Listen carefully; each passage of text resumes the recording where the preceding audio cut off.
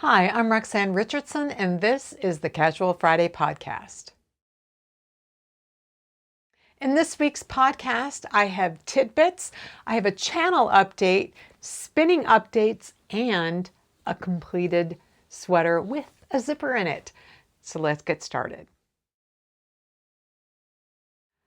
Arina Shar from the YouTube channel Fiber Chats interviewed me for her channel a couple of weeks ago.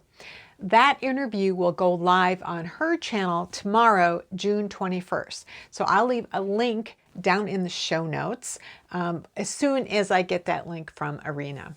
So Arina interviews all sorts of people in the textile world, as well as covering various fiber festivals and some knit-alongs. You can see some of her recent videos on the screen right now. Two of my in-town friends, Elizabeth and Steve, sent me this next tidbit, which is a video about knitting and weaving geometry. In the video, they explain the geometry of both of these textile creation methods, including an explanation of warp knitting, which is something I'd heard about but didn't really understand. It's a method of commercial machine knitting that creates fabric differently than the way we hand knitters and many knitting machines create it. This is really interesting to see how that works.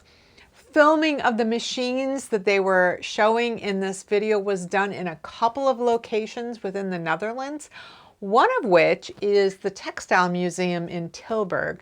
That museum has been on my list of places to visit for a couple of years now. I think the last time we went to the Netherlands about a year and a half ago to visit my daughter, it was absolutely part of my itinerary. We had plans to go there, but I got COVID right when we got there and ended up mostly staying in our Airbnb until the end of the stay. So I'm hoping to be able to visit the Textile Museum this year when we're back in the Netherlands later in the fall. So I'll leave a link to the video down below, and I will note that there is a sponsored ad for shoes in the middle of that video, just to give you a heads up. So I really love etymology, learning about the history of language and words and how they're interconnected. So one podcast that I listen to is called Words Unraveled with Rob Watts, who is British, and Jess Zafaris, who is American. And they usually tackle a particular category of words in their podcast, which is available on YouTube as well as in regular audio podcast versions.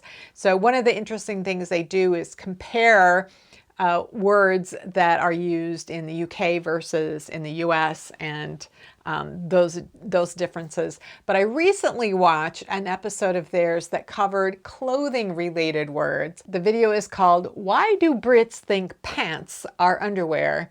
And so the main topic is clothing words. Obviously, I will leave a link to that video down in the show notes.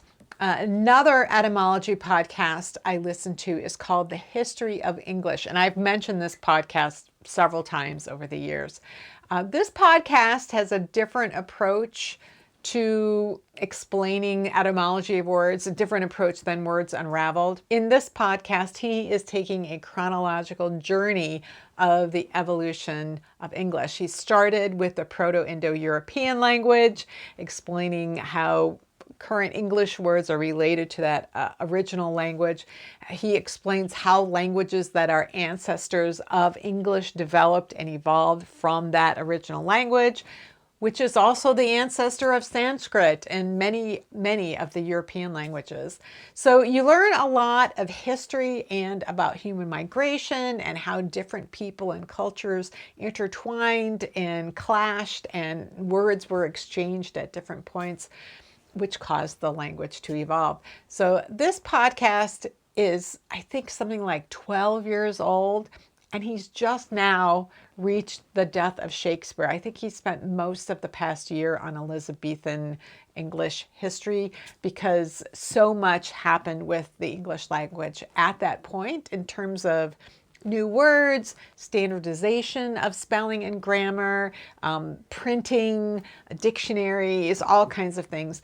But the most recent podcast talked about how cotton changed the world, from the incredible cotton cloth produced in India and how it became a trading currency with so many other places around the world, as well as driving the transatlantic slave trade, but how that global trading then influenced the language and how words were borrowed into English from those other languages that encountered cotton. He does mention in this episode how textiles have been so important in human history and how much of our language uses textile-related words in everyday language. Textiles come up a lot in this podcast, not just this episode, but throughout the podcast. But I will leave a link to this episode down in the show notes. So I have a little behind the scenes YouTube update here. If you're not interested in that, want to get right to the fiber related content, you can skip to the next chapter. So a few months ago, YouTube sent me an email that said that they were going to start rolling out a new accessibility feature, auto dubbing. And what would happen is that as I uploaded new videos, those videos would be run through this AI system that would automatically create dubbed versions of my videos in other languages. So I've already had automatically generated closed captions for a number of years. So I thought, well, this will be interesting. I wonder if it really will make my videos more accessible. So I announced that was going to be happening, and a few of my viewers who do have other languages as their native language but watch me in English went and looked at those auto-dubbed versions, and they said, well, it's pretty robotic voice, doesn't really have the right expressions, and the translations aren't great, and then the knitting terms it really doesn't handle very well. So they were going to continue to watch in English. And I never heard anybody talk about it again until recently. Somebody complained in the comments about the auto dubbing being forced on them and how frustrated they were with it because they want to watch things in English, but YouTube was not only auto dubbing it, but was also translating the YouTube titles, and sometimes in ways that really were not about how to measure the length of a long tail cast on, but how to measure like male genitalia, for example. So not great, but that was the only complaint I had. And then I think it might have been the same person complained on Craft Snark, which is a subreddit of the larger Reddit website, complaining that AI was going to create the demise of the YouTube knitting videos. And they're required in Craft Snark to not just make a statement, but they have to give specific examples. And so this person gave examples of 3 YouTube channels, including mine, which they did pretty reluctantly because they really do like my videos, but these were YouTube channels that had these auto-dub things. And this person was really frustrated because they had their settings to be as defaulted as English, but they're in a country maybe where English isn't the main language, and for whatever reason they were being served up these automatically dubbed videos, and for each video they'd have to individually go in and switch it to English.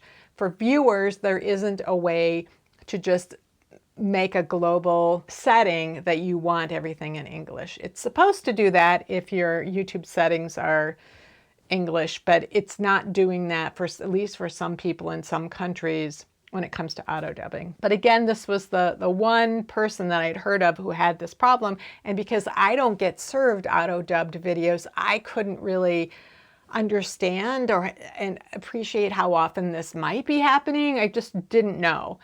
Well, then YouTube sent out another email saying that not only would new videos be auto-dubbed, but they're going to start auto-dubbing the back catalog of videos. They didn't say how they would do that, like if certain videos would get preference based on views, or if it was simply going back in time chronologically. That wasn't stated. But last weekend, I got a comment on this video, which you put the thumbnail up here, and the person was very appreciative that I was covering tips in that video that no other video was covering, but they were a little perplexed that it was in Japanese. And when they went to change the language, the only other choice was Portuguese. So they had to mute the video and then turn on English closed captions in order to understand, what I was saying. And I thought, well, that is weird. And so I went and looked at the video on my channel, and that's what I saw as well. There was no way to change it to English. So I had to figure out, how do I get help with this from YouTube as a YouTube creator? And I had to go fill out this form and say what the problem was, and then say whether I wanted to try to resolve it through email or chat. And there was no wait for chat, so I did chat. And it was about a half an hour of me sending her screenshots and then to her telling me things to do. What we figured out was, when I went into what's called YouTube Studio, that's where I upload my videos, that's where I can look for comments, that's where I can look at my analytics to see how videos are doing and how many subscribers I've gotten recently, all that kind of thing. So I could look at the information for that particular video in the languages and could see that the auto-dubbing processing had failed for all languages except Japanese and Portuguese. But I couldn't see why it wouldn't still be in English. And so she was trying to tell me how to add English dubbing. And I said, no, I uploaded this video 6 years ago in English. I just want the original language. And she's like, oh. So then she started doing some research, and she's like, well, here's what we're going to do. We're going to turn off the auto dubbing for Japanese and Portuguese. So maybe that'll force the English. And it did not. It still was in whichever language it was playing in. But what I could see in that screen was two little screens, one of them on the left, one on the right. The one on the left was playing in the other language. The one on the right would play in English. So I knew the English was still there. And I told her this. And she's like, oh, unfortunately, the raw file is in this other language. And, the only resolution is to re-upload the video, and then it will process again in English. And I said, you're kidding. She's like, no. And I had asked her at one point when she was doing research if I turned auto dubbing off for my channel, would that resolve it? But when she came back to tell me the only resolution was to re-upload, she either didn't see or just chose not to answer the question about turning off the auto dubbing.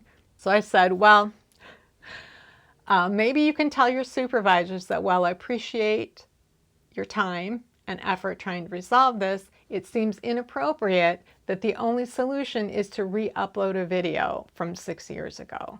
And she says, well, I can transfer you to my supervisor. And so then the supervisor says, good evening, let me just check over the chat and so I can understand what the issue is. And so while she was doing that, I Googled, how do you turn off auto dubbing? Because it isn't obvious how to do that. Got the instructions, turned off auto dubbing, went to the video, it was back in English. So I went back to the chat and I said, I've turned off auto dubbing on my channel. Thank you for your time. Good night. I'm hoping that none of you were actually relying on the auto dubbing and actually saw it as an accessibility feature, because it seems at this point to be more problematic and make things less accessible than to make them more accessible. But closed captions will still be there, and along with the auto translate of those. They're not great. That's the story of auto dubbing. I imagine at some point in the future it will be much better. I also imagine that knitting terms are going to continue to be an issue, because nothing translates directly. People in different languages use different ways of describing things. It's most languages, for example, don't have a word for the word purl, P-U-R-L. They will say a left knit or an upside down knit or backwards knit, or some kind of thing like that.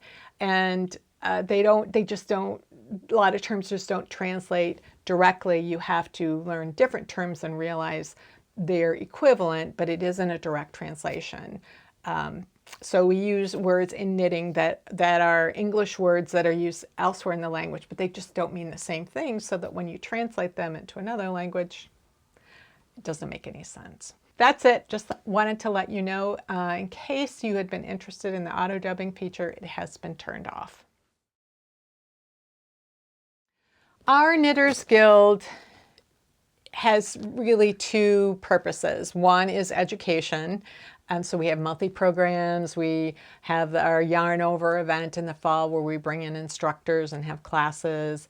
And then the other main focus is service. And so we have service partners every year where we knit items that they need in particular. So it could be something like a hospital that needs certain types of garments for certain types of patients. For the past couple of years, we've had a hospital that really takes everything for all kinds of patients, so they can use everything.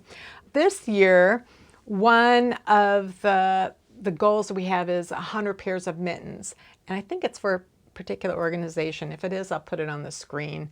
I don't remember. But the idea is that the guild members are going to knit 100 pairs of mittens. So I'm not a big service knitter. I try to do something every year, and it's when it hits, when I hear about it right at a time where it's convenient for me to do it, because otherwise I just forget about it and I'm thinking about what sweater project I'm going to do or what technique video I'm going to do. So what kind of swatches do I have to knit? But they were talking about this recently, and they said they have a couple of free patterns. Now I know how to make mittens. That's not a problem. I could make up my own pattern. But I was interested to see what the free patterns were. And one of them was from Pearl Soho. It's called the Arched Gusset Mitten. And I showed one of these mittens in my last Technique Tuesday video where I was comparing knit front back increases to make one increases, and how there's 3 different ways of doing make one increases, that I usually do it a certain way, but for this particular project, it actually wasn't working out very well. And so I used a different method. And I showed this, and I got a comment from somebody saying, those mittens are ugly.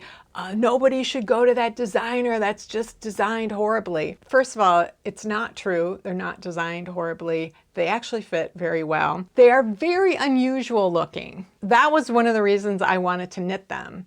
I was like, how does this work? Because this is just really unusual looking. So here is what that mitten looks like. You can see that the gusset starts way over here and it arches across.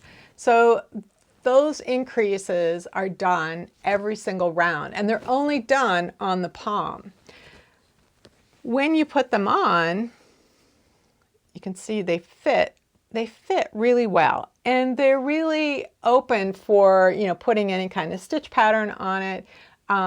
Just really an interesting construction. And I'm going to go to the overhead and kind of show you up close some of the things that I thought were interesting about it. So if you knit mittens, you can knit mittens practically with your eyes closed, but you're always interested in learning something new, I would actually recommend these mittens. Now I did change one thing. These mittens were designed with no cuff at all, like just casting on and knitting a stockinette. And yes, if you wash them and you can block them, you can take out some of that roll, but I feel like over time it's going to roll up some more.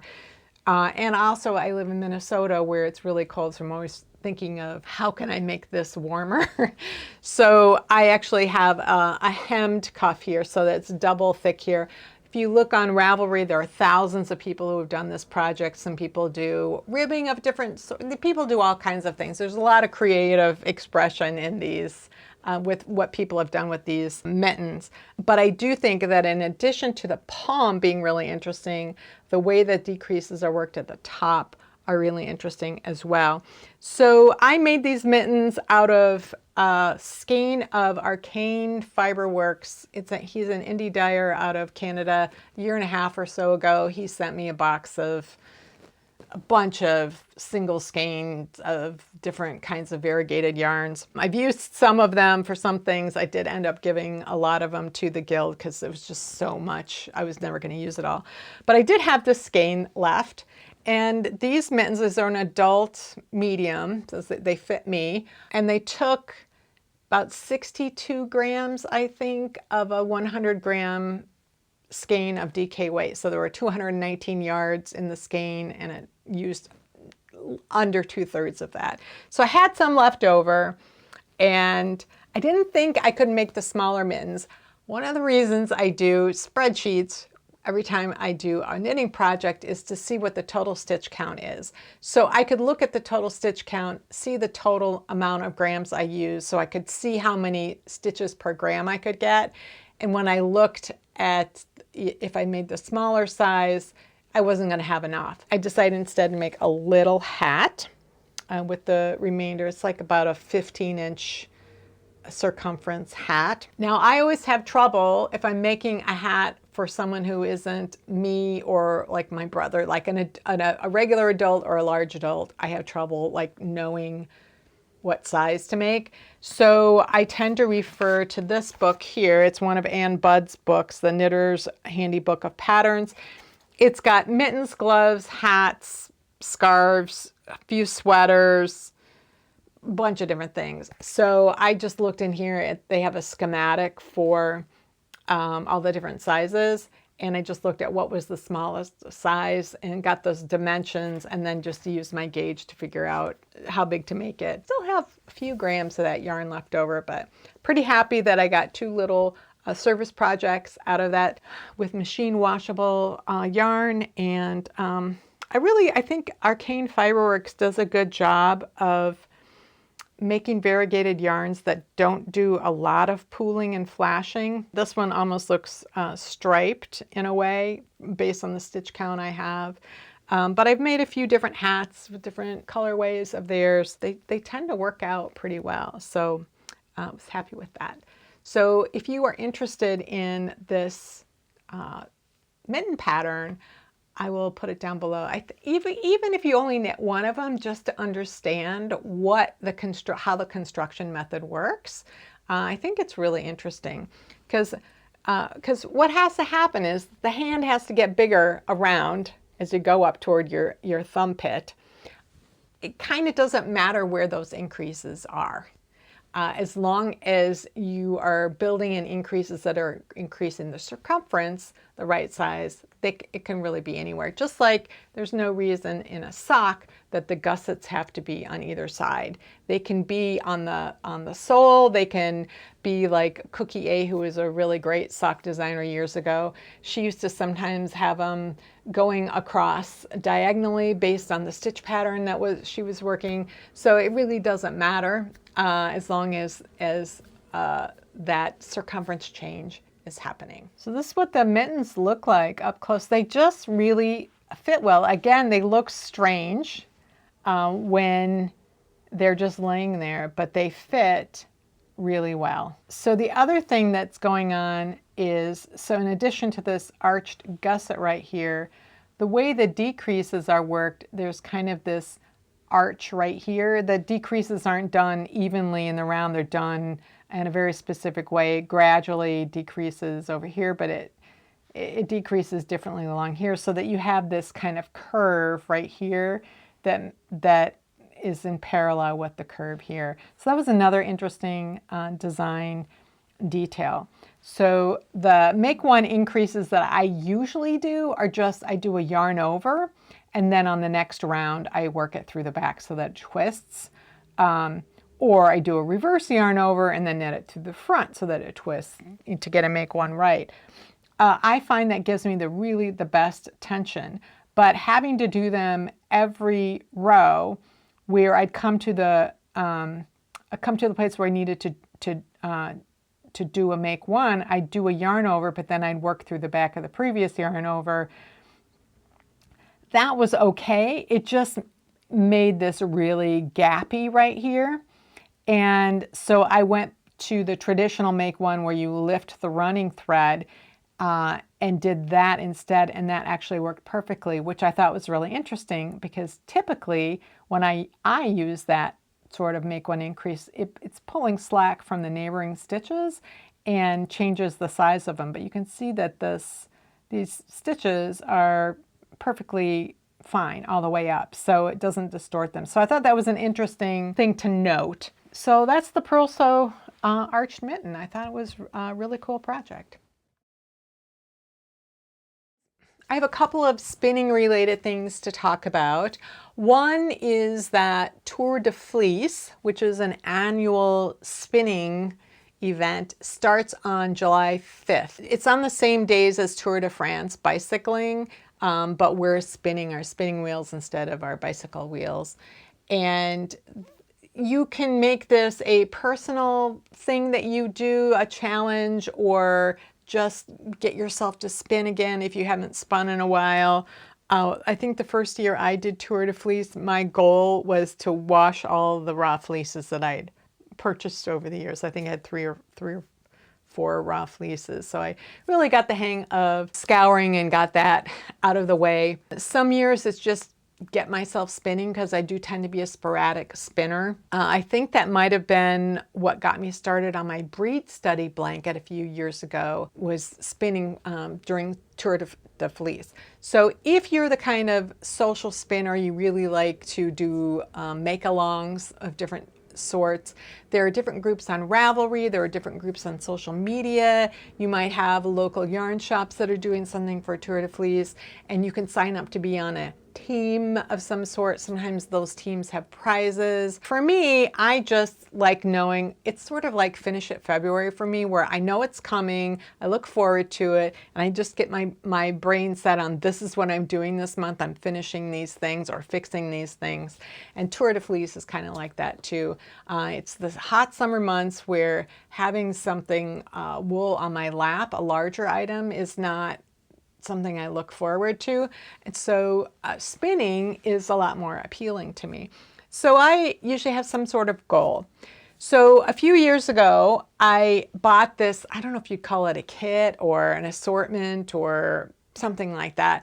It was from an Etsy shop, and it was 1 ounce of combed top for 30 different breeds. So I was able to sample different wools and see what they were like to spin with. It gave me a lot of different experience, being able to go from one to the other and just see what that was like without having to say, I'm going to buy this much of it and then spin it into something that I'm going to make. That was kind of overwhelming to me because I mostly knit socks and sweaters, and the idea of spinning a sweater's quantity at that time or spinning something that was fine enough and then to be plied together and still be fine enough to knit into socks, that seemed overwhelming. So the idea of spinning these small quantities and then knitting them into 6-inch squares that I could then sew together, I could use it as a reference textile. And so I did that. So, and then on the back,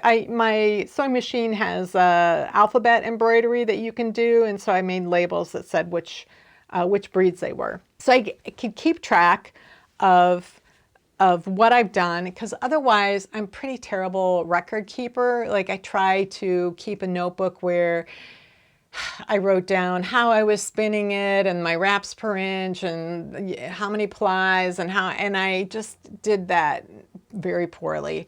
So this is like the best I could do was to have this as being my reference document.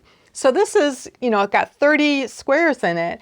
Well, I really liked that idea of just sampling different breeds. And so I would go to a wool festival like our Shepherd's Harvest or something, and I'd find a booth that was selling small quantities of rare breeds.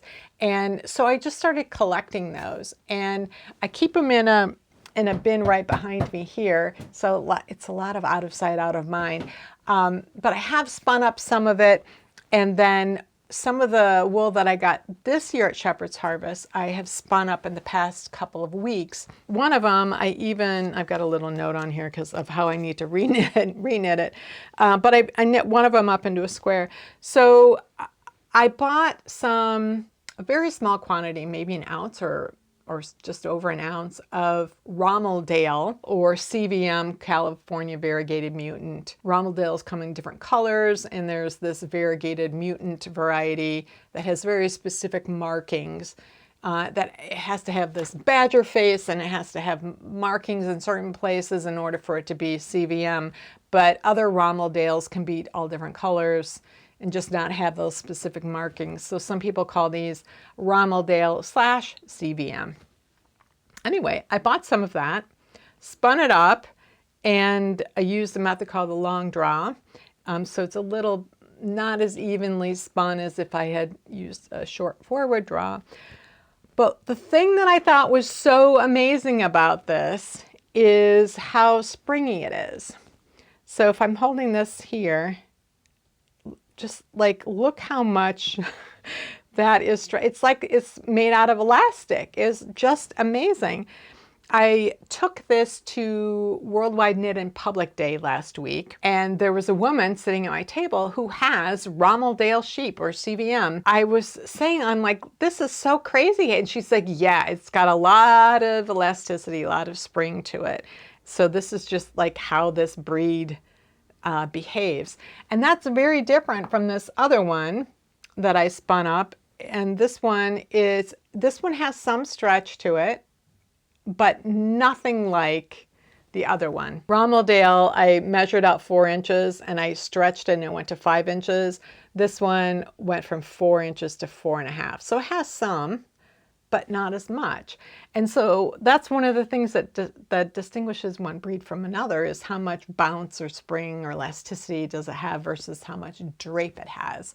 And those qualities might determine how you decide to use it. So that is something that I wanted to do for Tour de Fleece, is go through my bin here of these different wools. I've got like Navajo Churro, I've got Caracool, I've got a couple of long wools I got at Shepherd's Harvest. I've got a Leicester long wool and a Cotswold. I have some Tunis. So I've got a variety of things, and just in smaller quantities, and I will card them or comb them and then spin them up and make them into more squares that I can then either add to this reference blanket or start a new reference blanket. Not sure which I'm going to do. And then another thing that I would like to do is I have some larger quantities of wool that could be spun into a sweater, and I'd like to see if I could get one of those spun in July, if I can. So you might be getting more spinning content in July as it's hotter. I do have a couple more sweaters on my mind that I want to knit. They have some interesting construction methods. So that will be coming later this summer, but I'm probably going to be working on some smaller projects and spinning projects, and maybe even some sewing projects this summer. One of my goals is to continually learn more about knitting. That's actually what keeps me interested in it. If I stopped learning, I probably would find other things to do instead, because I love to learn. And I know from the first 19 years I was a knitter that when I wasn't learning more, I would kind of wander away, sometimes for almost a whole year. So starting in 2005, when I came back to knitting, I was kind of not knitting very much. I certainly wasn't going to yarn shops. If I had a baby gift, I'd go into my stash and the existing patterns I had. So I still would knit like baby gifts and stuff, but just not very often. But when I came back to knitting in 2005, there were knitting blogs, there were online email groups. I could find groups in person. I found the Master Hand Knitting Program. I found like Knitty, which is an online knitting magazine that had articles where they would teach you different things. So it really expanded my knitting life. First of all, I started knitting things besides sweaters, because that's the only thing I'd knit up to that point. So I started knitting socks and mittens, and even knit my first scarf that year. It had to be a very complicated one, otherwise I knew I wouldn't finish it. But I was just really exploring things, and I'm constantly looking at new construction methods, new techniques, all of that. So one of the first sweaters I knit back in 2005 was from Knitty. It's called Samus or Samus, S-A-M-U-S. It was mostly stockinette, but it had these Celtic cables around the edges, and I just loved it. And the yarn I picked was this periwinkle that I just loved. I knit that sweater so fast. One of the things about the sweater is it's supposed to have a zipper. Knitting patterns were certainly at that time and before that time, and sometimes still are. If you have to do something that isn't knitting, they don't tell you how to do it. So just, install the zipper. So I had to figure it out, and there were knitting blogs, but there weren't that many explaining the zipper, how to do it, and I had never taken a class, and I didn't think there would even be a class on installing a zipper. I didn't know how to go about learning it any other way. I knit that sweater in like 2 weeks, and I spent a year and a half off and on trying to figure out how to install a zipper that didn't have the front all stretched out, or the edges were different lengths, because you have to sew something that's woven and non-stretchy into something that is stretchy. So how do you get it to be the right length, and how do you get it to fit right, and how do you get it to match on both sides?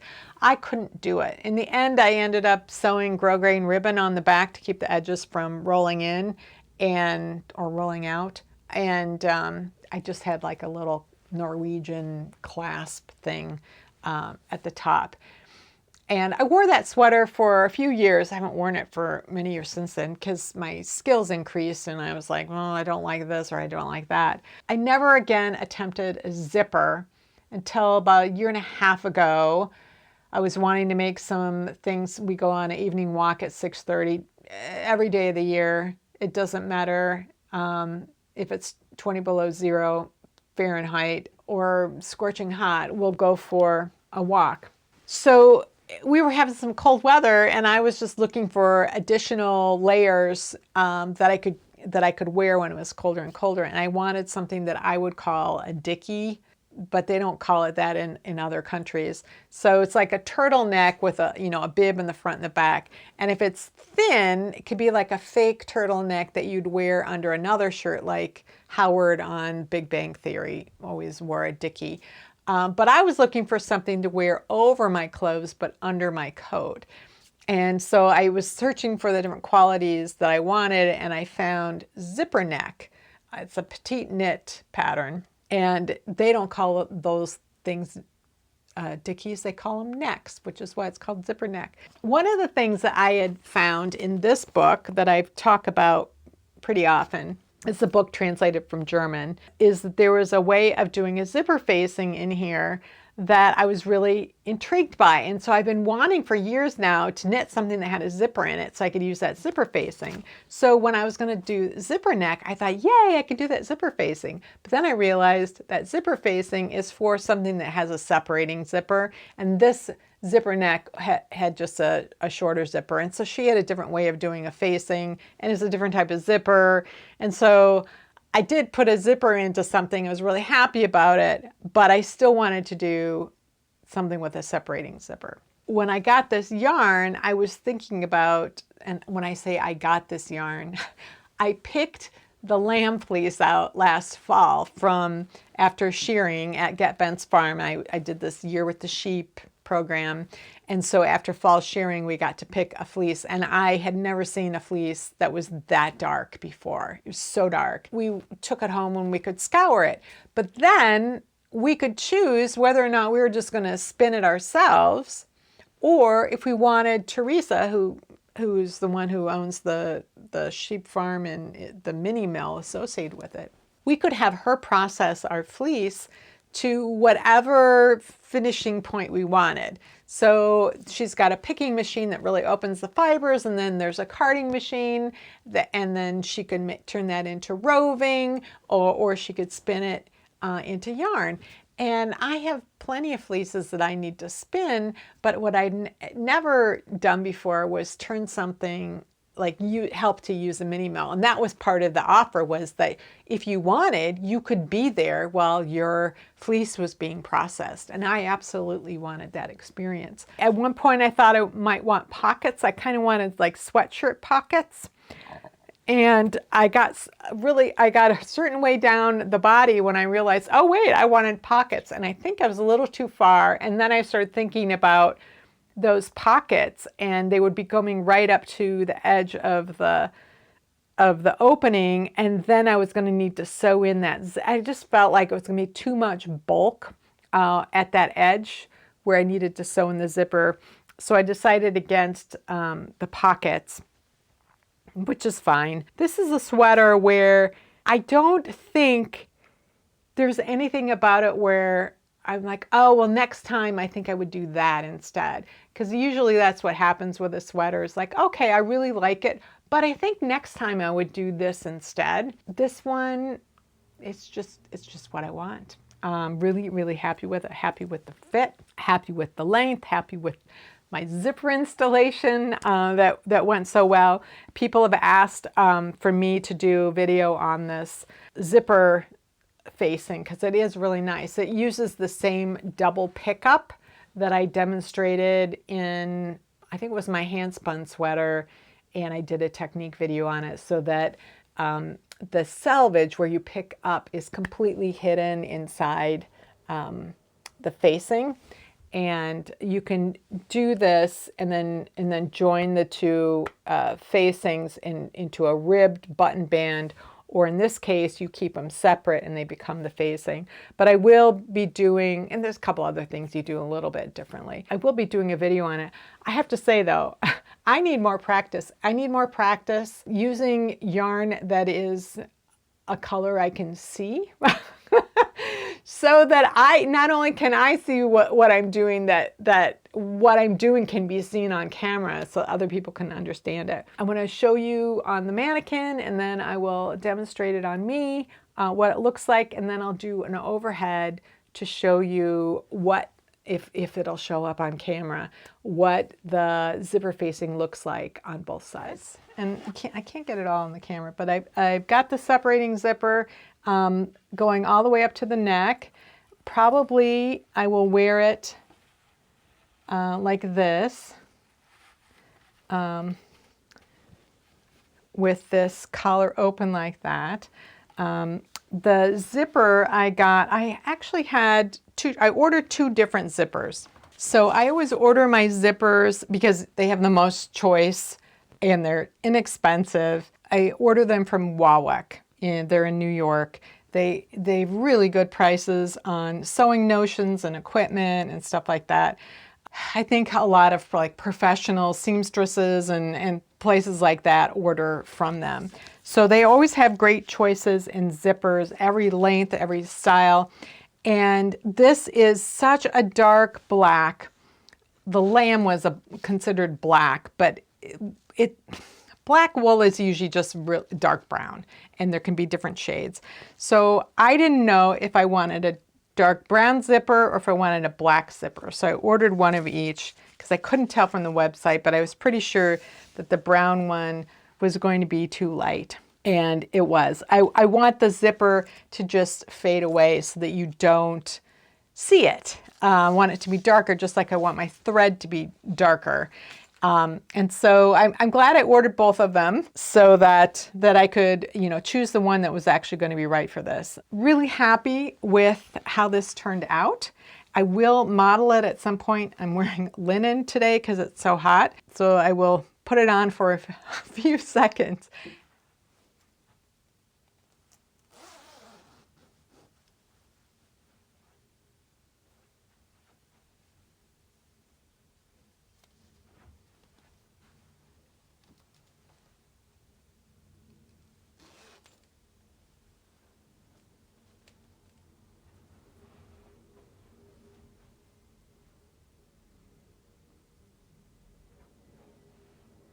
So the two zippers I got from Wawak, it's this antique brass, so it's not super bright brass. This is the dark brown. This is the darkest brown that they had, and then this is the black one. So you can see that black really was the right choice for this. So what's going on here is you pick up along here for the double pickup the same way that you would for the double pickup that uses ribbing, with a bigger needle, and then on the back back side, you pick up those stitches so that that big loop gets split between the front and the back.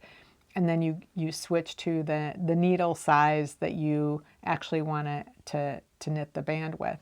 And for this one, you knit 3 rounds. With a medium weight yarn, you knit 3 rounds, and then you bind off with purl so that you have that purl bump there. And it looks the same on the other side, so that that zipper facing is hidden in there. They want you to sew pretty close to the teeth, but I didn't know how close I could actually get. If you look on the zipper, there's like the texture changes, and so there's like a bit of flat right here, and then it turns to texture. So this is where I was sewing it to, so that there would be approximately this much space, so that when I was pulling the zipper pull up, it wouldn't catch any of the yarn. Whether that's the best way to do it, I don't know. That's the way I did it though. The other thing that was tricky for some reason was getting these bottom edges. Even this one for some reason wanted to bulge lower. I ended up trimming some of this so that it, you know, it was angled up so that it would, I could get it to fit in there, and so that these edges would be more even. So very pleased overall with how it worked out. Now I've had a couple of people asking me about all the white fibers in here, like why did you leave the Kemp in here? I'm not sure that this Kemp is from this fleece. It might be, but again, it was the last fleece that was run through the carder. But there's just a lot of it, and as I was knitting, I did not want to stop every few stitches and pull this out. So I do pull some of it out of the sweater every now and again, but basically it just looks like I've got a white pet at home that's leaving its fur on my sweater. But I don't mind, it's fine. Well, that's it for this week's Casual Friday. If you have any comments or questions about today's video or suggestions for videos you'd like to see in the future, you can leave those down in the comments below, or join the discussion in my Ravelry group, Rox Rocks. Thanks for watching, and I'll see you next time.